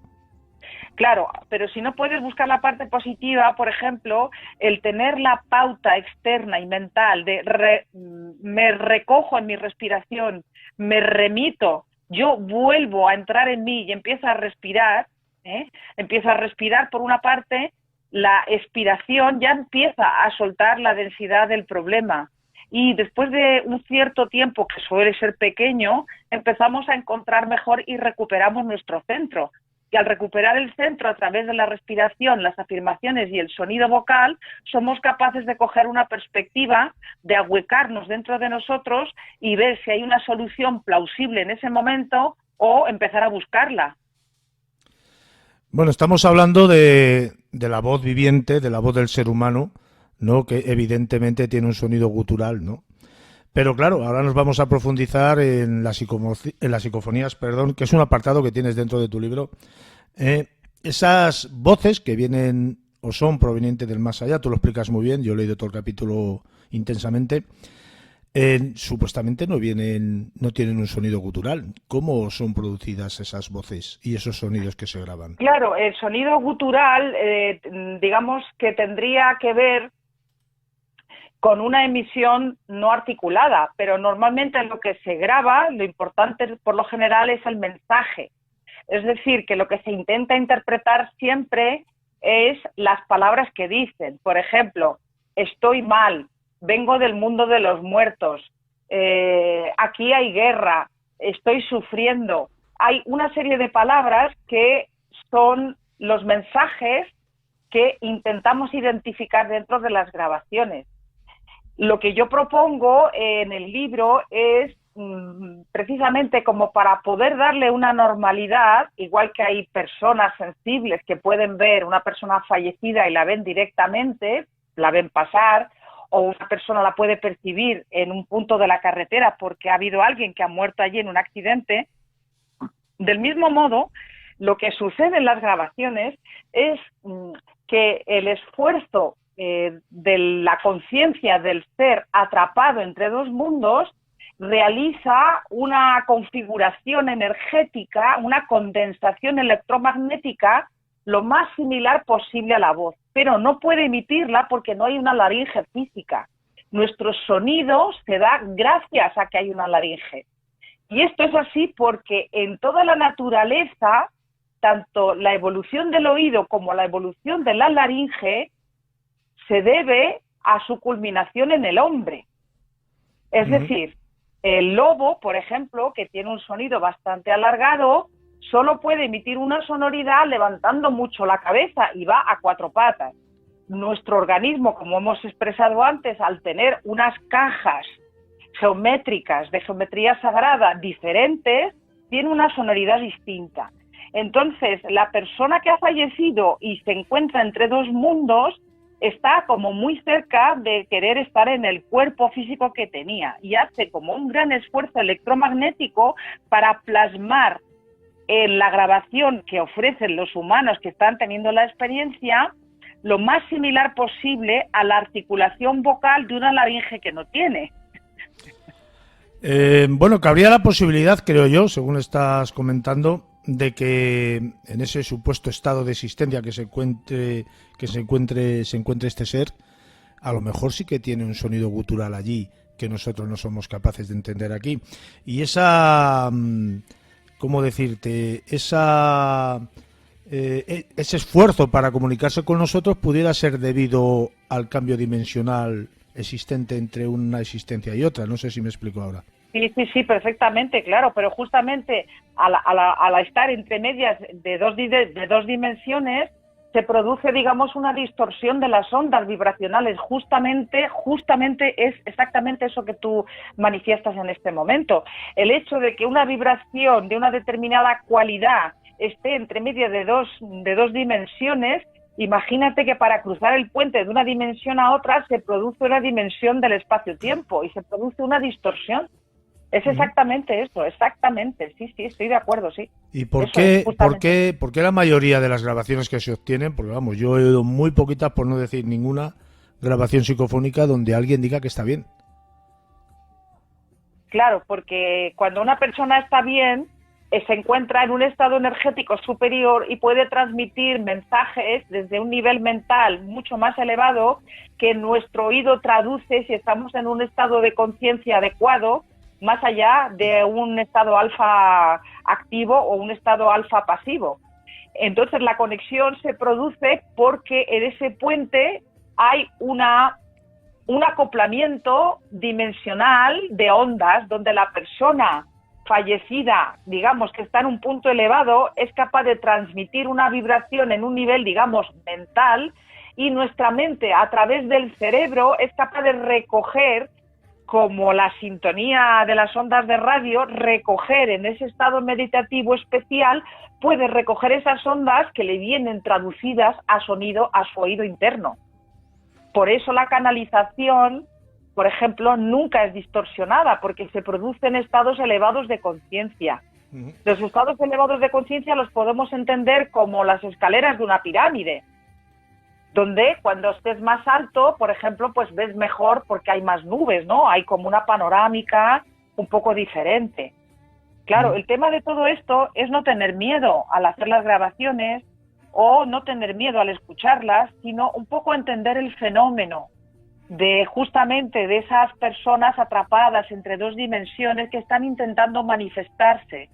Y lo ideal sería poder ayudarlas con una sanación, con un aporte energético especial para estas almas, para que puedan desprenderse del miedo o del trauma y puedan establecer un contacto con nosotros mejor en un estadio mental, supramental, llámalo espiritual si quieres, o de conciencia, donde las dos entidades, la persona que se ha ido y la persona encarnada, puedan tener un acople dimensional adecuado y las ondas de frecuencia se puedan vincular para que el ser humano las pueda interpretar y realizar la canalización correctamente. Fíjate que yo he entrevistado a muchos investigadores y estudiosos de este fenómeno parapsicofónico, y muchos de ellos han negado, o no lo han negado, pero no entienden lo que tú estás contando, ¿no? Ese establecer un contacto a través de una persona, o sea, que una persona pueda ser capaz de ayudar a que ese contacto con esas voces del otro lado se produzca. Claro, pero mira, digamos que si nosotros estamos en nuestro cerebro actuando en un estado beta, por ejemplo, cuando vemos en las películas, en la televisión, en los reportajes, donde se va a Belchite o a un lugar, digo aquí en España, como en otros sitios, o un castillo abandonado, o una casa, un hospital, en alguna ciudad que hay un hospital de estos que ya no tienen uso, pero se recogen experiencias que modifican, por ejemplo, la piel, y nosotros percibimos que allí hay seres que no son corpóreos. Lo que sucede es que al utilizar la maquinaria, por lo general, nuestra intuición se mantiene entre beta y estado alfa activo. Pero una persona que puede avanzar y tiene la técnica, digamos, meditativa o de otro tipo para, a través de la radiestesia o de su propia intuición, conectar con niveles más elevados, puede realizar acciones energéticas de nivel superior, primero, que ayuden al ser atrapado, dos, que nos permitan a nosotros tener la información sin riesgo, sin sentir daño, sin sentir miedos, sin tener ningún problema corporal ni orgánico, porque la interactuación con el otro ser sea desfavorable, ¿sabes? Entonces esto sí que se da. Vamos, yo de hecho lo realizo, o sea, esto se da. En un estado de conciencia superior, conseguir establecer un contacto en un nivel vibracional donde la persona pueda empezar a sentirse mejor dentro del rulo mental, del rulo traumático, de la experiencia especial que le están manteniendo entre dos dimensiones atrapado, como tú has comentado, y nosotros podemos implementar una nueva energía para que la persona cambie, para que la persona se eleve un poquito y pueda establecer un contacto donde ninguna de las dos partes resulte dañado, por decirte así. Cuando hablas de un estado de conciencia, de consciencia superior, no estás hablando de una persona especial, estás hablando de una persona que se ha preparado y a través de unos métodos ha llegado a ese estado, ¿no? Sí, eso es. Todos tenemos la capacidad de sanar, todos tenemos la capacidad de avanzar a nivel intuitivo y todos somos seres multidimensionales que estamos llamados a poder poner eso en práctica precisamente para mejorar nuestra vida y para ayudar la vida a nuestro alrededor, a todas las personas que hay a nuestro alrededor. Es como cuando coges el ramo de cerezas, por ejemplo, y tiras para arriba y unas cerezas arrastran a otras para arriba. Estamos todos vinculados para ayudarnos. ¿Cómo se puede ayudar? Porque tú has mencionado antes, pues una muerte traumática, ¿no? De alguien inesperadamente, pues alguien sufre un accidente de tráfico y se muere, ¿no? No es lo mismo que una persona, pues que a través de una enfermedad, pues tiene una cierta predisposición mental de lo que le espera, ¿no? Alguien que muere traumáticamente se queda anclado en ese lugar, supuestamente una vez trascendido, y ese puede sospechar o puede no saber que ha fallecido. ¿Cómo se puede ayudar? ¿Cómo se puede ayudar a este tipo de seres? Pues ahí lo que hacemos es, gracias a esta metodología que la denominamos sanación y que en realidad lo que es un avance de conciencia hacia niveles vibratorios más sutiles, ¿cómo te diría yo? Esos niveles se parecería como cuando vemos el arco iris aparecer en el cielo. Ya vemos cómo hay unos colores más definidos y luego hay otros un poco más sutiles. Sería algo similar. Piensa que una persona que muere traumáticamente lo que hace es generar una burbuja. Genera una burbuja energética donde su propio pensamiento y el propio trauma o su propia forma de morir le genera una especie de burbuja. Y esa burbuja, como una pompa de jabón, tiene una frontera. Y esa persona se encuentra dentro de esa burbuja que ha creado él mismo sin querer una especie de frontera. Entonces, claro, el esfuerzo es para comunicarse a través de personas queridas o que han tenido una relación de amor hacia esa persona y que echan de menos la presencia terrestre de ese ser, y lo que intentan de alguna manera es manifestar que se den cuenta de que él se siente vivo. No siente su cuerpo, pero se siente vivo. Y la persona que en este estado de vibración más elevada nos dedicamos y podemos ayudar a estas personas, lo que hacemos es establecer contacto en la parte mental y energética de la persona para explicarle la situación. Y esto lleva un tiempo hasta que la persona se da cuenta.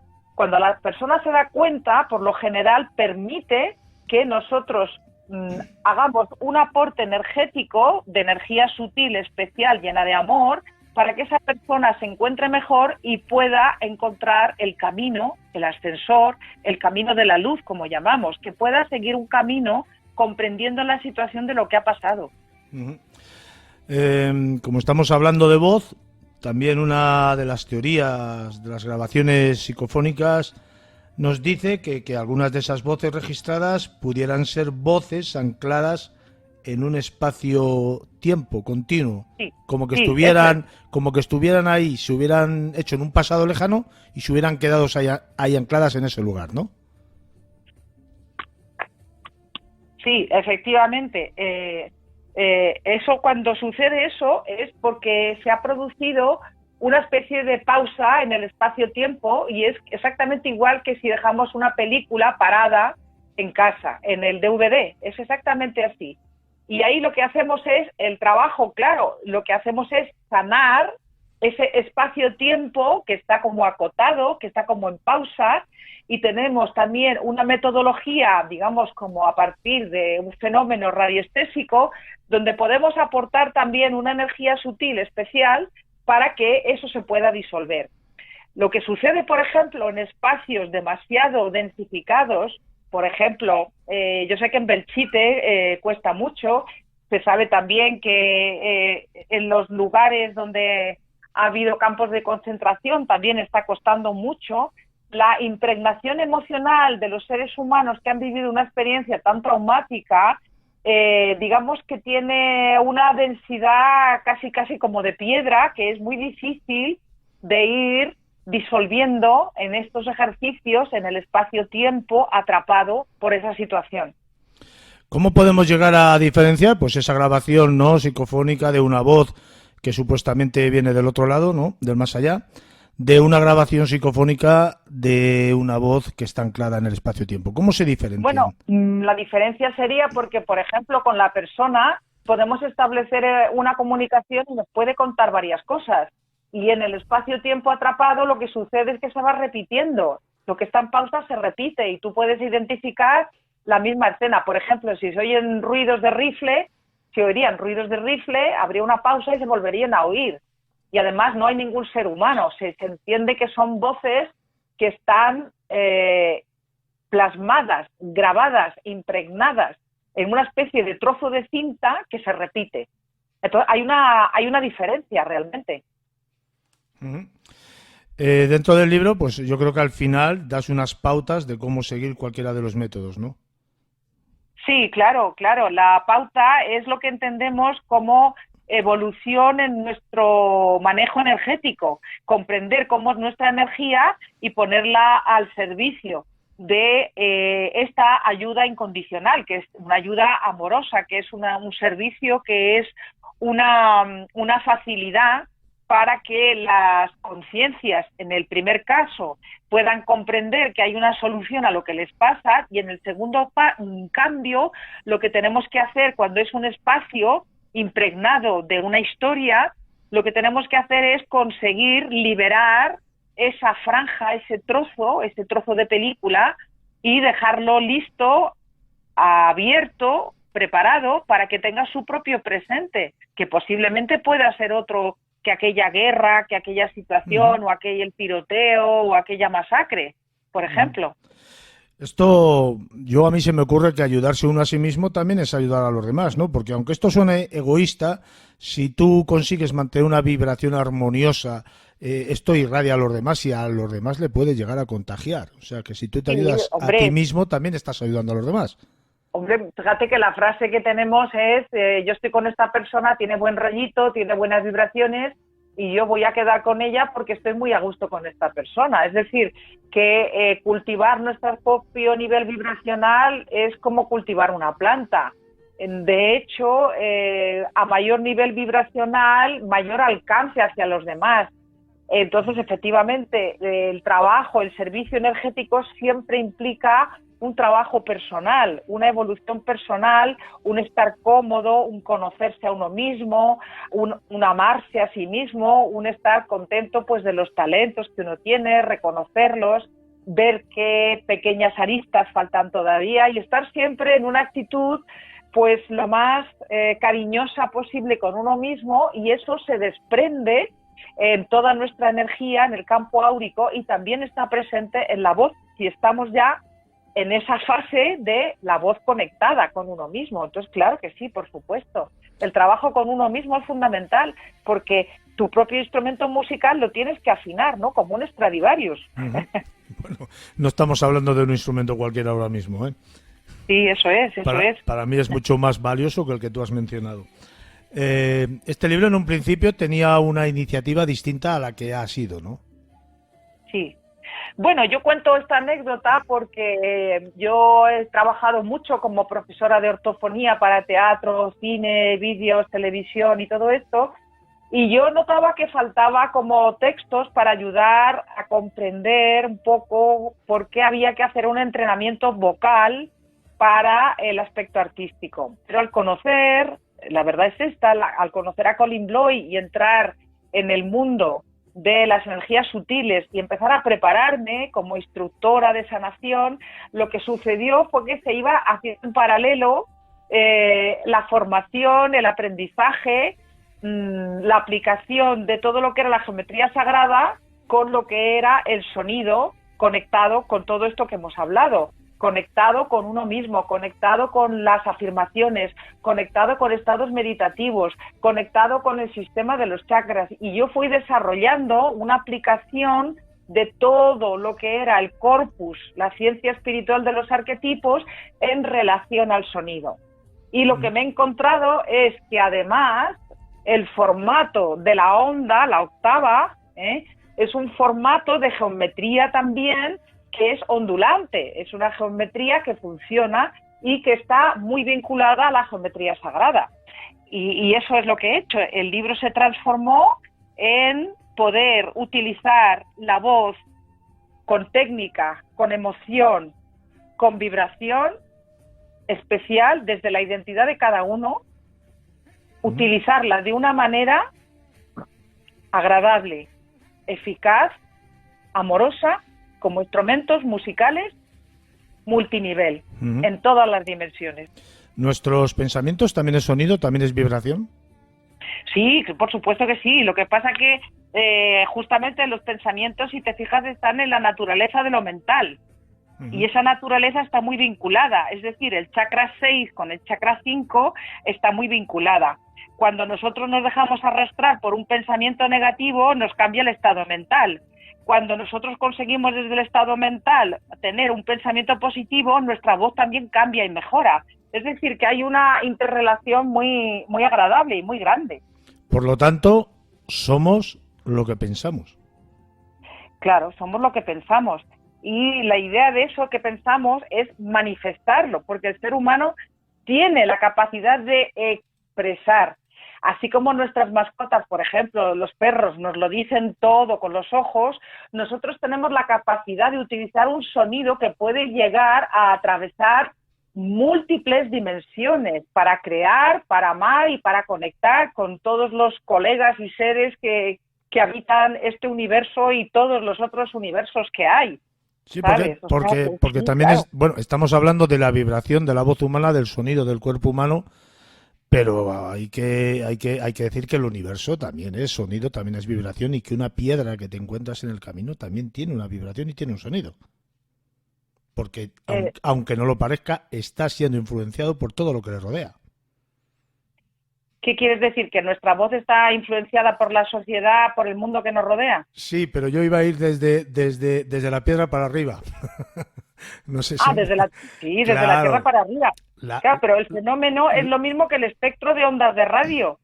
Tú tienes una frecuencia FM y otra radio tiene otra frecuencia, y cuando nosotros introducimos vibraciones sutiles, vibraciones del corazón, vibraciones mentales positivas y energías sutiles, nosotros avanzamos en el dial multidimensional, vamos caminando hacia sitios más especiales, sí.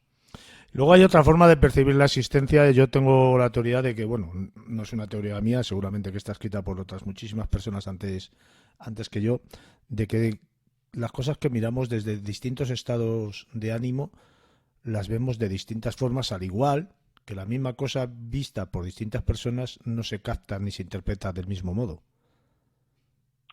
Claro, bueno, eso, fíjate tú que eso va generando después un mundo de creencias, y el mundo de creencias, dependiendo de a qué lo aplicamos, pues puede generar pues construcciones sociales que ahora mismo estamos viviendo en la sociedad, donde se consigue un radicalismo que genera una violencia, por ejemplo, ¿no? Uh-huh. Si nuestros pensamientos nos llevan a una ecología, salvamos el planeta. Si nuestros pensamientos a nivel sociológico nos llevan a una concepción cerrada sobre la divinidad o sobre la filosofía, nos convertimos pues en seres casi con riesgo de hacer cosas no muy positivas, ¿no? El problema radica cuando uno quiere imponer su verdad sobre la verdad de los otros. Porque... Claro, pero bueno, es ahí donde justamente en el parámetro de la veracidad con uno mismo, uno puede aflojar y permitir que la veracidad del otro no sea una imposición, sino que convivamos vibracionalmente distintas formas de entender la vida. Ahora cada uno va a seguir adelante con lo que considera que es su evolución. Uh-huh. Claro, tú piensas que a través de la historia hemos matado en nombre de Dios. O sea, bueno, no hay ningún contrasentido. Hemos justificado una acción a través de algo o alguien que no se puede defender. Claro, pero mira, el sonido, una de las cosas que tiene es que admite mal las contradicciones. Cuando se ha utilizado mal las vibraciones, por ejemplo, en la energía nuclear, lo que se ha hecho es destruir, por ejemplo. Entonces, la verdadera vibración, en principio, no admite esas contradicciones porque se generan desastres. Te puedo comentar que de la Atlántida, para que veas que lo cambio de contexto, de la Atlántida, uno de los problemas más graves del final de la civilización era el mal uso de la vibración del sonido, por ejemplo. No solo de la energía nuclear, como hemos hecho nosotros en el siglo XX, desgraciadamente, pues teníamos que pasar por esta experiencia, pero vamos a intentar utilizar, por ejemplo, el sonido a nivel médico se utiliza de una manera fantástica, ¿no? Como una especie de láser. Entonces, la contradicción dentro del sonido se sostiene mal. Por eso, si una persona a nivel político, a nivel social, a nivel de filosofía, defiende unas ideas que se alejan de la verdad, se generan otra vez esferas, constructos o burbujas donde no se admiten más armónicos, sino que se queda encriptado en una energía que se retroalimenta y que va como a cero o hacia mal. ¿Me explico? Sí, todos, Macarena, tenemos nuestra verdad que a veces conexiona con las verdades de otros en un punto común, pero no en todos. Yo leí una vez hace mucho tiempo que decía una frase así: la verdad es la única mentira que aún no se ha descubierto. Vamos a terminar, si te parece ya, esta entrevista con esta tu creación, La Voz Viviente, de Natural Ediciones, que se puede encontrar ¿dónde? Pues mira, se puede encontrar la Casa del Libro a través de toda España, lo está distribuyendo. Aquí en Madrid también está en Bointra y en Almacén Natural. Y en Amazon ya está a disposición de todas las personas, tanto en provincias como en otras ciudades de Europa y de Estados Unidos, donde también está llegando ya. Se puede encontrar con facilidad. Un libro de unas 400 páginas que yo aseguro que se lee con bastante facilidad. Macarena, ha sido un enorme placer tenerte en Mundo Insólito Radio por primera vez. Ya dije al principio del programa que espero que no sea la última. Te estoy muy agradecido por tu participación y bueno, mucha suerte y mucho éxito en todo lo que hagas. Un fuerte abrazo. Vale, pues muchísimas gracias por esta oportunidad y mi mensaje en el libro es ese, es que el sonido de nuestra voz suene como instrumento musical agradable y que sea como un abrazo amoroso para todos los seres vivientes, no solo aquí en la Tierra, sino mucho más allá. Gracias por esta oportunidad. Un fuerte abrazo. Hasta pronto. Viaje a lo desconocido con mundoinsólitoradio.es. Vive una sensación única, intensa, excitante. Mundo. La radio.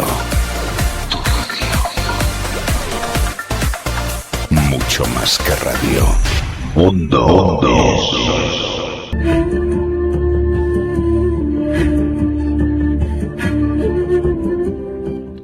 Muy buenas noches, Álvaro. Bienvenido. ¿Cómo estamos? Muy buenas noches. Pues aquí, pasando calor, que es lo que toca. ¿Qué es lo que hay, no?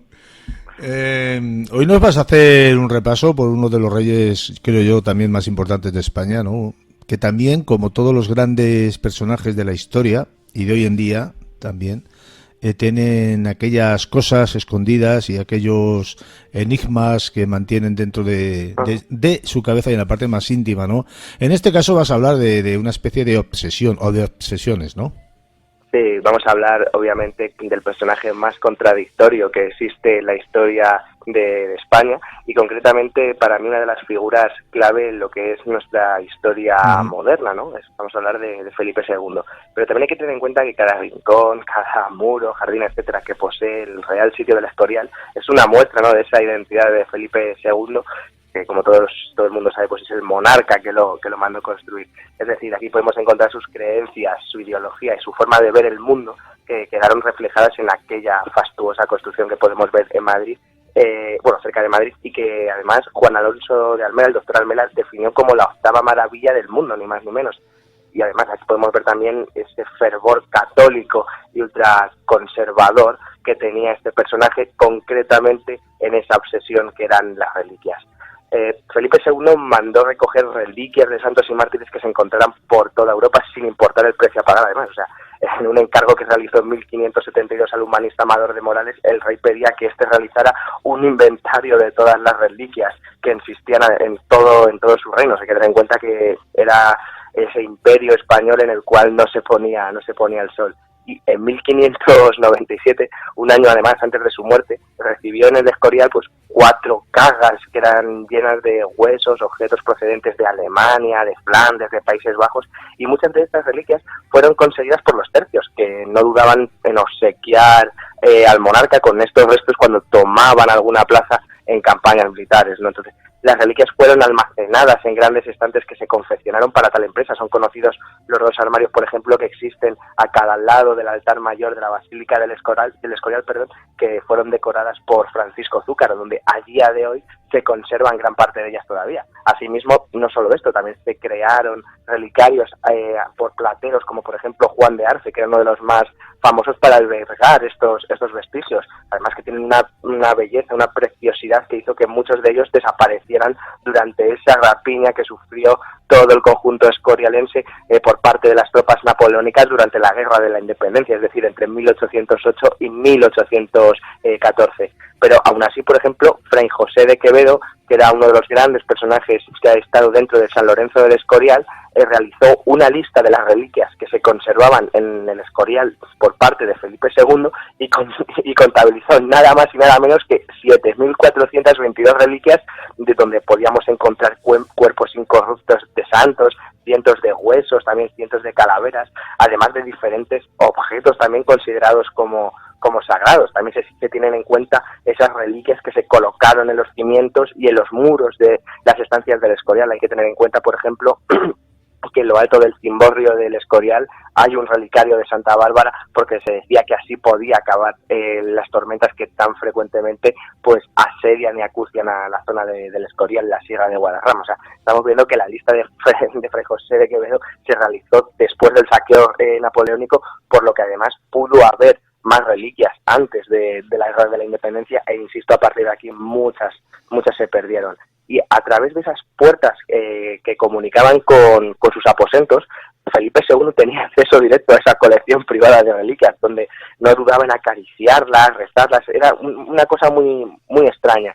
Y de hecho, por la noche, a oscuras, dicen que se adentraba en solitario a este lugar donde estaban las reliquias para el soberano dar rienda suelta a esa extraña afición, misteriosa afición que estaba muy relacionada, como hemos dicho, con esa extrema religiosidad que el monarca tenía. Todas las reliquias además tenían gran valor, pero si había una que destacaba sobre las demás, sin duda esa era la parrilla de San Lorenzo, santo al que está dedicado obviamente este complejo del Escorial, el San Lorenzo del Escorial. Además, el sentir popular dice que el propio Escorial, no sé si los oyentes han fijado, tiene forma de parrilla. Esta parrilla era el instrumento en el cual pues se martirizó a San Lorenzo y supuestamente pues fue conseguido por el monarca posteriormente a la construcción de este monumento, de este Escorial.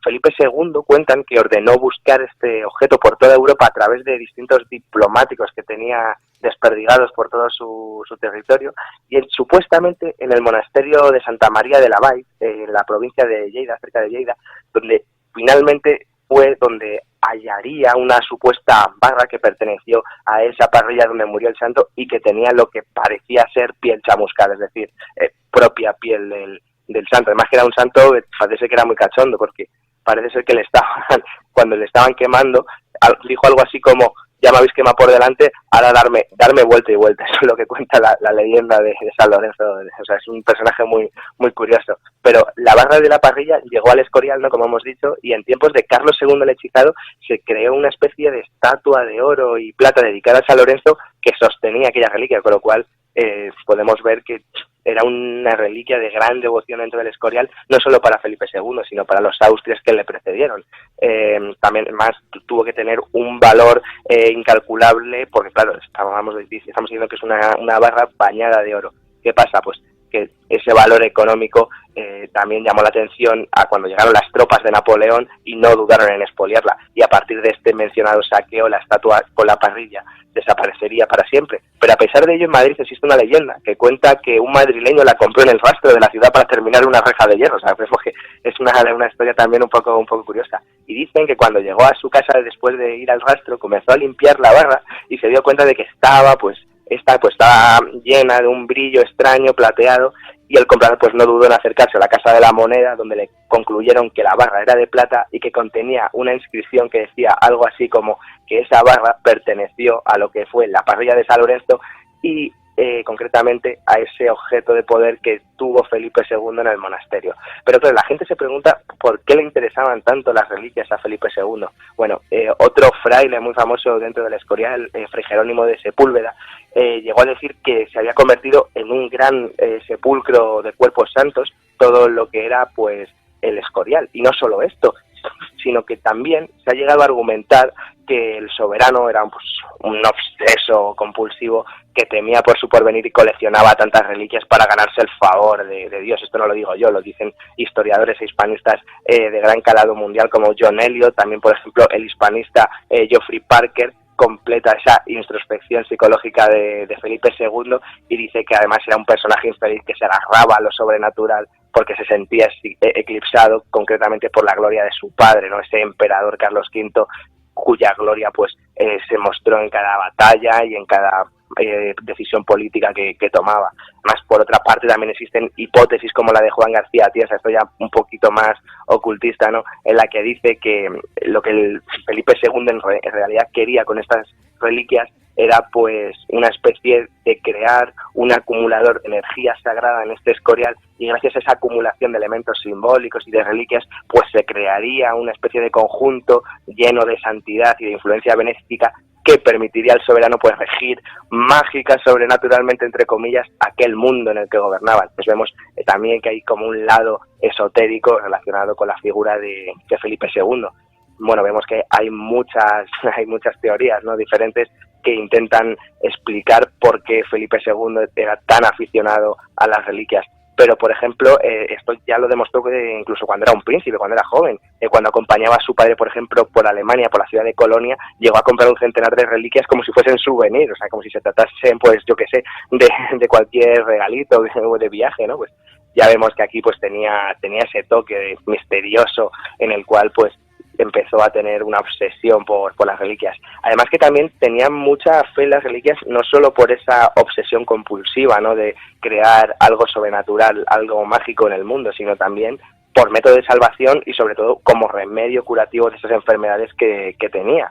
O sea, todos sabemos que Felipe II estuvo postrado en la cama durante mucho tiempo y fue víctima de fuertes dolores y fiebres, y de hecho en este momento cuando el monarca pide que le lleven al Escorial pues todo tipo de reliquias que había acumulado durante años para después se la colocaran por todo el cuerpo, en una especie de turnos, ¿no?, de esos restos de huesos, de calaveras, en un intento desesperado pues por mitigar esa gota que tenía, ¿no?, o sea, esa enfermedad que tenía. O sea, le colocaban los huesos por todo el cuerpo, luego se los quitaban y les ponían otro tipo de reliquias. Además, hay relatos que dicen que Felipe II mandó a su confesor y a su gente de confianza que le trajeran expresamente el brazo de San Vicente Ferrer, la rodilla de San Sebastián, la costilla de San Albano, etcétera. O sea, tenía también como una especie de preferencia dentro de estas reliquias. Y en el momento que las tuvo, pues comenzó a besarlas de forma indiscriminada, mientras los que estaban allí presentes pues rezaban para que obviamente el sufrimiento de aquel moribundo acabara de alguna vez. O sea, el estado del enfermo era tan grave que en muchas ocasiones perdía fuerzas y se desvanecía. O sea, tenía que ser algo increíble. Y la única forma de que volviera en sí era pues eso, que los encargados de su atención dijeran: traed las reliquias, no traed esos objetos que supuestamente pues podrían curar al rey. Y parece ser que lo hacía. O sea, hay crónicas, por ejemplo, la de Fray José de Quevedo, que dice que sí, que en el momento que decían que trajeran las reliquias, él decía: no las toquéis, y en ese instante pues es cuando él volvía a abrir los ojos porque pensaba que le iban a quitar las reliquias. Pero bueno, hemos hablado de reliquias, pero también en esa colección encontramos todo tipo de objetos extraños que llenaban los gabinetes de maravillas, donde no podía faltar figuras también mitológicas, es decir, la figura del unicornio, concretamente con esos cuernos. Porque es que esto poca gente lo sabe, pero Felipe II tuvo entre sus tesoros más preciados varios cuernos supuestamente de unicornios. Adquirió concretamente 12 cuernos de ellos gracias a un regalo que recibió del sultán del Imperio Otomano. O sea, tanto el rey español como este sultán aparcarían esas diferencias, ¿no?, de esas constantes guerras, como por ejemplo la batalla de Lepanto, para que este presente se produjera. Incluso hay anatomistas como Caspar Bartolin que dicen que no se creía cómo el sultán turco podía tener 12 cuernos de unicornio debido a su elevado precio. Hay que tener en cuenta que lo que se decía de estos cuernos de unicornio es que se otorgaban, pues tenían como una especie de propiedades mágicas, como por ejemplo eliminar venenos o por ejemplo directamente curar enfermedades. Y claro, obviamente el rey estaba enfermo y por esta razón Felipe II siempre alardeaba de tener unos cuantos en su poder para poder intentar curar, ¿no?, esa enfermedad que tenía. Hay que tener en cuenta que, claro, la salud siempre estuvo muy mermada, por lo cual cualquier objeto de esta índole era su principal objetivo de adquisición. Como bien hemos dicho, pues bueno, a los cuernos de unicornio se les atribuía facultades terapeutas gracias a una sustancia mágica que tenías, todo esto entre comillas, que se conocía como el alicornio, y el primero en reconocer estas posibles cualidades curativas de los unicornios fue el médico griego Ctesias, en la época, pues eso, de la antigua Grecia, tras unos viajes que realizó, unas expediciones que realizó a la India, lugar donde supuestamente nació el mito del unicornio tal y como nosotros lo conocemos. Pero, ¿qué eran realmente estos cuernos? ¿Realmente procedían de esta criatura mitológica? Bueno, en realidad se trataba de unos colmillos de narval, ¿no? El narval es como un cetáceo que habita en el océano Atlántico y en el mar Ártico y que tiene un cuerno muy, muy característico. Además, fueron los vikingos quienes introdujeron la venta de estos cuernos por toda Europa y aprovecharon la fama que tenía el unicornio en la Edad Media para hacer negocio. Por tanto, el mercado falso de cuernos de unicornio se extendió por toda Europa en la Edad Media sin límite alguno, y pronto fueron adquiridos por reyes como por ejemplo el de Dinamarca, que se hizo con un trono entero de estos cuernos sin parar de pensar en ningún momento que procedían del narval, esta especie de ballena con un cuerno en la nariz. Y también, pues bueno, empezaron a ser una pieza, ¿no?, codiciada entre los gabinetes de maravillas que existían en todas las cortes de Europa. Además, por ejemplo, podemos ir al Museo Nacional de Varsovia, donde existe un políptico en el cual aparece la estatua de la Virgen de la Anunciación amansando a un unicornio. O sea, que la fama que tenía el unicornio en la Edad Media era increíble.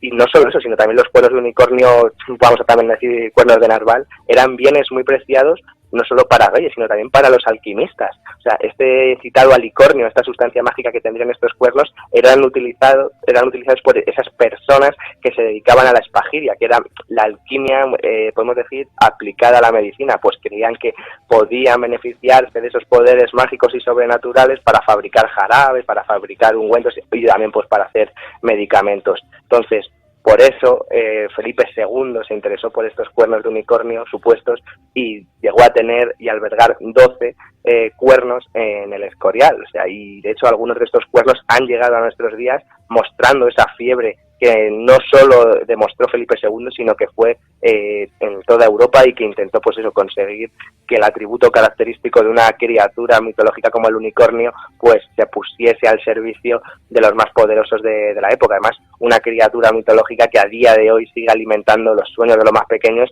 y la fantasía de aquellos adultos que han sabido mantener intacta esa capacidad de asombrarse propia de la infancia. Podemos decir que Felipe II también tenía esa capacidad de asombrarse con unos fines claros, no lo sabemos, pero sí sabemos que tenía una obsesión por las reliquias y aquí lo hemos contado. Pues ha sido un enorme placer ahondar en esta otra historia casi